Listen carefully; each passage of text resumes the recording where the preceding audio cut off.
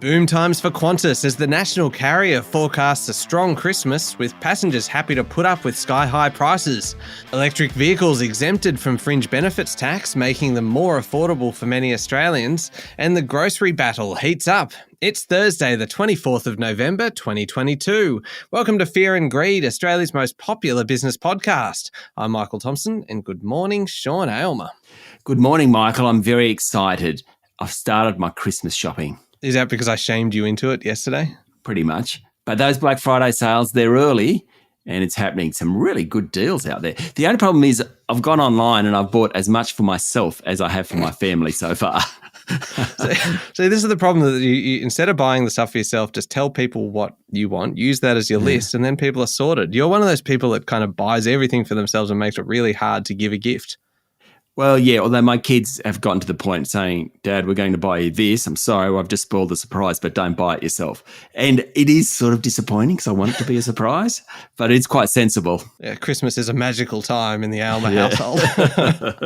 Now, Sean, immediately after the show, you've got an interview today with Chris Breike, the CEO of StockSpot.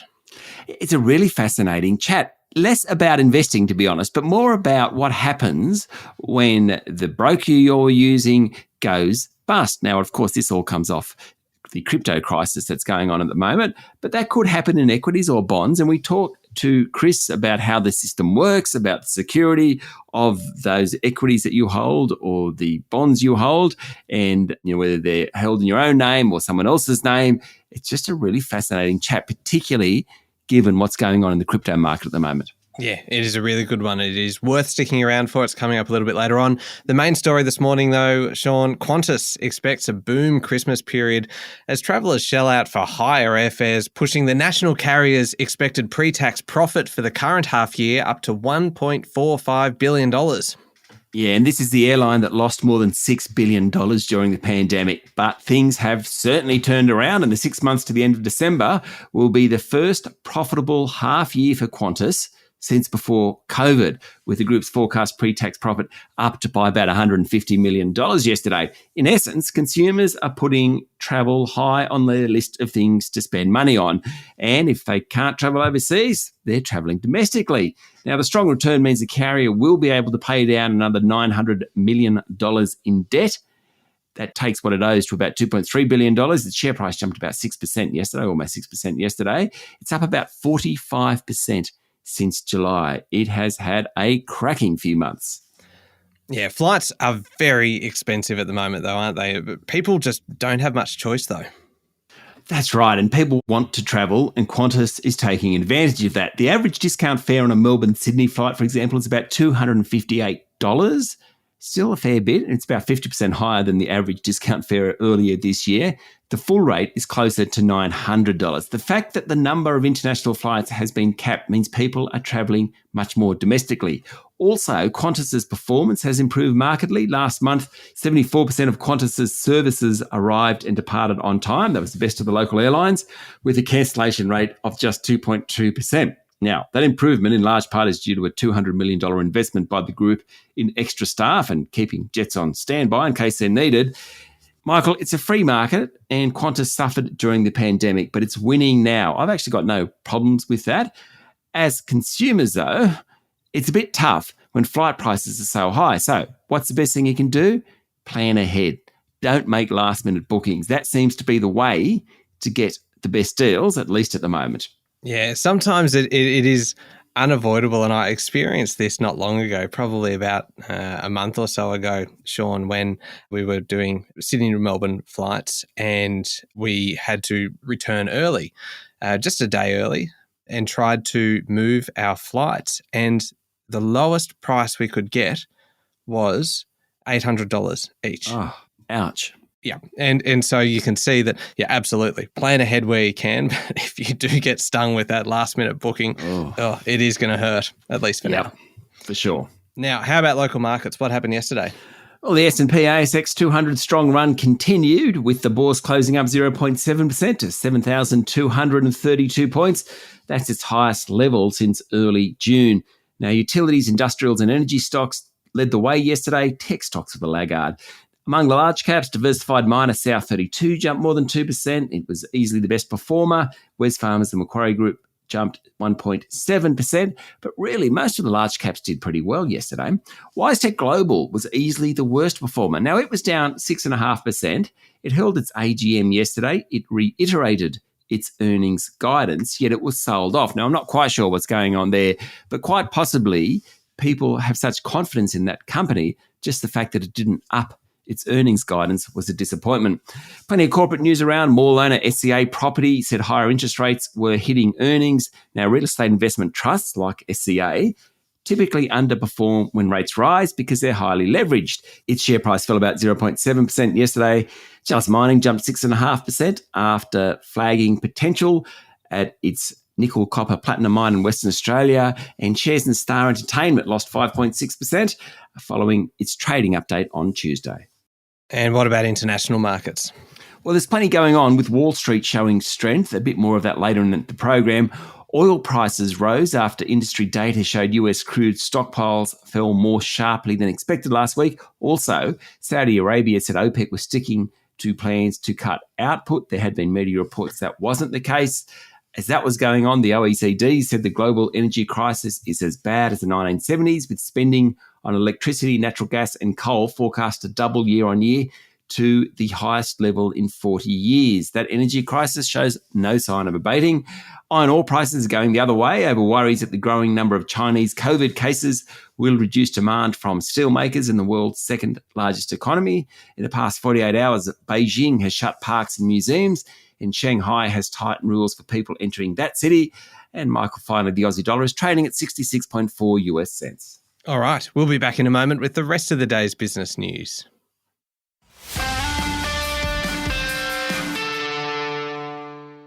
Sean, the electric vehicle industry has received a massive boost after the government did a deal with crossbenchers to exempt low and zero emission cars from fringe benefits tax. It could save buyers tens of thousands of dollars. The Greens and Independent Senator David Pocock backed the Labor EV tax break after negotiations tweaked the scheme to include plug-in electric and internal combustion engine hybrids until April 1, 2025. In short, the deal, which will pass through Senate before the end of next week, will make EVs more affordable for households and businesses. It's part of the government's plan to boost electric vehicle adoption rates in Australia, which are very low by world standards. Sean, Australia and China look set to resume regular high-level military dialogue as the thaw in relations between the two nations continues. Defence Minister Richard Marles said China's willingness to re-engage was expressed during a bilateral meeting between him and his Chinese counterpart on Tuesday. China ended military talks in 2019 at the height of tensions between the two countries that eventually triggered $20 billion worth of trade sanctions on Australian goods. Mr. Marles said there was a sense of optimism about the talks recommencing. A bit going on in Canberra yesterday. The bill to expand childcare subsidies passed through Parliament. Good news there. Also yesterday, we talked about the government's industrial relations bill and the push to widen the definition of small businesses exempt from the legislation. At the moment, multi-employer bargaining kicks in for any business with more than 15 workers. That number is expected to shift to 20 workers. Now, this one is pretty confronting, Sean. Australia will experience an increase in extreme heat, intense rainfall and coral bleaching events, as well as longer fire seasons and more rapidly rising sea levels, according to the government's chief science and weather agencies. The pessimistic report released yesterday will add to pressure on the government to take stronger action on climate change. The CSIRO and the Bureau of Meteorology said rising greenhouse gas levels are causing the climate to warm and extreme weather events to become more frequent, according to a report on Bloomberg. The report was sobering reading, according to Environment and Water Minister Tanya Plibersek. Michael, Australia has warmed on average by 1.47 degrees Celsius since 1910, and ocean temperatures around the country have risen by more than 1 degree Celsius since 1900. It's quite scary. Yeah, it really is. Now, Sean, you mentioned at the top of the show that you have started your Christmas shopping and you're doing it online. But in the past, you have been a staunch advocate of going into supermarkets to do your shopping in person. Has that changed at all yet? Yes.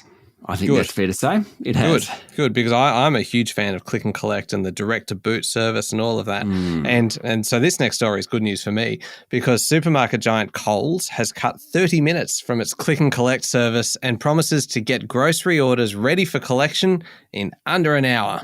This is definitely your type of story. Now, the battle for convenience is really heating up among the big retailers and the big supermarkets particularly. Coles launched its rapid click and collect offering yesterday at its next generation supermarket in Southland in Victoria. The supermarket is its largest collection point in the country and it's trialling new technologies, things like digital scales, that type of stuff. Customers who use Coles Click and Collect in under an hour can order from an extended range of more than 20,000 products. Now, that's kind of significant because most of the home delivery stuff has a restricted range of products. What Coles was pushing yesterday is there's 20,000 products, things like hot roast chicken, which are not typically offered for home delivery. You can't get them. No. Well, this is big news, Sean. Very exciting. Woolworths recently launched Metro 60 in Melbourne and Sydney. That's home delivery, though the products you can get, the selection of items is certainly smaller. So that battle goes on. And Michael, I think I'm going to start adopting either click and collect or home delivery. Oh, the direct to boot is a magical thing. Just parking there and just having all your groceries loaded straight into the boot. It is fantastic. It's much better, though, if they actually came home with you and unloaded them and put them in the cupboards. Okay, well, maybe that's the next generation. Maybe. Yes, click and collect and unpack. All right, now, Sean, the National Australia Bank fraudster Helen Rosamond has been found guilty of 69 charges against the major bank. Yes, this has been a remarkable story. Rosamond yesterday was found guilty of those 69 charges, including 59 charges for corruptly giving benefits to Rosemary Rogers. Now, Rogers was the former chief of staff to National Australia Bank's chief executives, Andrew Thorburn, and before him, Cameron Klein. The charges arose from alleged falsified and inflated invoices issued to National Australia Bank by Rosamond's events company, Human Group, over 4 years between 2013 and 2017.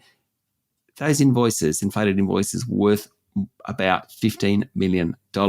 Rosamond was found guilty of corruptly giving Rogers more than $380,000 for a house deposit, more than $620,000 for a holiday to the United States, and money for renovations, marina fees, and a caravan. In fact, Rogers pleaded guilty. Rogers, being the chief of staff, pleaded guilty back in 2019. She's currently serving 9 years in jail.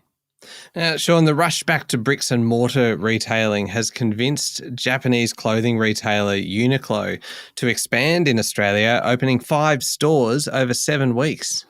It means it will have 31 outlets across the nation by the beginning of next month. The group began operating in Australia in 2014. It got hit hard by COVID, of course, along with all the other retailers.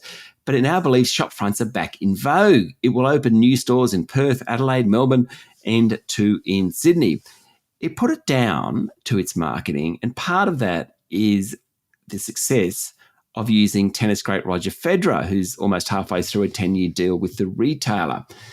Uniqlo joins the list of retailers who, thus far, said that despite rising interest rates and higher cost of living expenses, people are still spending money. Sean, Brisbane-based crypto exchange Digital Surge has frozen withdrawals and backed down from assurances that money in the company was safe from the collapse of the global exchange FTX. That's right. Hundreds of Australians are now facing the potential loss of savings and super they had in the exchange. According to the Financial Review, Digital Surge is the first Australian exchange to be embroiled in the contagion spreading from the bankruptcy of the world's third largest crypto exchange, FTX. More details will emerge from this one, but it's a very interesting story to watch. Okay, moving on to overseas news. China has struck a long-term deal with Qatar to buy LNG, and that has ramifications for Australia. Yes, the 27-year deal, 27 years, involves 4 million tonnes a year of LNG from Qatar, meaning it will reclaim the spot as the world's biggest LNG exporter. It certainly is a mega deal, and it has flow-on effects for our local LNG exporters, particularly Woodside, which has been hunting for partners for its $16.5 billion Scarborough project in Western Australia. US retailers have reported solid sales despite rising interest rates, underpinning some of the strong performances on Wall Street. Yeah, I mentioned this earlier on in the show. Ahead of the Black Friday sales, which are massive in the United States, electronics group Best Buy and clothing retailers Abercrombie and Fitch, American Eagle Outfitters and Burlington stores have reported high turnover, sending their share prices soaring. Now, Burlington, which, Michael, I've got to tell you, is a personal favourite. It's something like an outlet department store. Spent plenty of time in it last week. It had such a strong quarterly report that its share price jumped 21%, the biggest rise in more than 9 years. Black Friday sales begin tomorrow. Can't wait. Now, finally, Sean, the Reserve Bank of New Zealand expects the Kiwi economy to fall into recession next year after lifting interest rates by another 75 basis points. And the bank conceded it was thinking about going by 100 basis points. The central bank reckons the New Zealand economy will go backwards for a year and the cash rate will peak at 5.5% as it struggles to curb inflation. No good news in that. New Zealand has been one of the most aggressive rate rises among modern economies and shows no sign of letting up. The New Zealand dollar was one of the beneficiaries, though, up 0.5% against the Aussie dollar. Okay, up next is the Fear and Greed Daily interview with Chris Bryke, the CEO of StockSpot. Yeah, as we mentioned earlier on, it's all about what happens when things go bad. Not so much in terms of investing, but in terms of the holding of the asset. Who holds it when you buy an equity?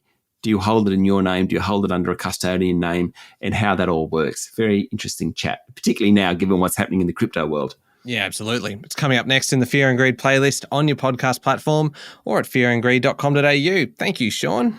Thank you, Mike. Just a very quick shout out to Guy Debelle. He's a very good man. He, of course, was the Deputy Governor of the Reserve Bank. He went on to become the CFO of Fortescue Future Industries. He stepped down from that position yesterday. He had a bike accident back in April. He injured himself quite severely, and obviously his health has come ahead of his professional life and his need to work. So we hope Mr. Debelle is doing, or Dr. Debelle, in fact, is doing okay. And so I think it's a loss to Fortescue Future Industries that he can't be involved day to day. Yeah, well said. All right, it's Thursday, the 24th of November, 2022. Make sure you're following the podcast and don't forget as well to listen to our other podcast, How Do They Afford That?, which is all about making your money work a little bit harder for you. This week's episode is all about side hustles, making a little bit of extra cash on the side. I'm Michael Thompson, and that was Fear and Greed. Have a great day.